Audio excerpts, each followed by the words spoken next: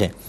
ایک بھائی نے آفر کویسچن پوچھا تھا کہ راستے میں جو ہمیں چیز ملتی ہے، گری پڑی چیزیں ہوتی ہیں، یہ کسی شرعی فقیر کو دینا ضروری ہے یا کسی غریب کو بھی دے سکتے ہیں؟ دیکھیں، یہ جو پہلے ہی سمجھ لیں کہ جو یہ گری پڑی چیزیں ہمیں ملتی ہیں اس کو لقطہ کہتے ہیں شرعی اصطلاح میں، اور لقطہ کوئی ہم اس کے مالک نہیں بن جاتے۔ اگر وہ مسلمان کا ہے، جیسے آپ اسلامی کنٹری میں ہیں تو مسلمان کا ہی ہوگا، تو وہ مسلمان بھائی کی ایک امانت ہے سمجھ لیں، تو یا تو آپ اٹھائیں نہیں، چھوڑ دیں، آپ بری ذمہ ہوں گے، آپ کی کوئی گرفت نہیں ہوگی۔ لیکن اگر آپ نے اپنی ملکیت بنانے کی نیت سے اٹھایا تو آپ نے گناہ کیا ہے، گویا کہ یہ امانت میں خیانت کر رہے ہیں آپ، حرام ہے۔ اور اگر آپ نے مالک تک پہنچانے کی نیت سے اٹھایا تو بہت اچھا ہے، مستحب ہے، پھر آپ اٹھا لیں۔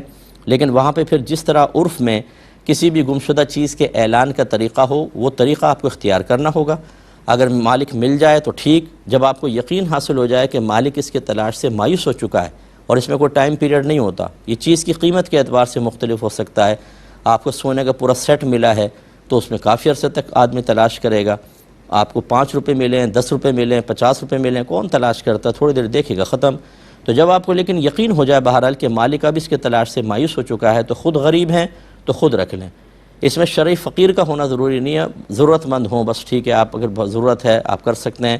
بہتر یہ ہے کہ کسی ایسی شرعی فقیر کو دیکھیں جو غربت کے ساتھ شرعی فقیر ہے، اس کو دیں، افضل ہے۔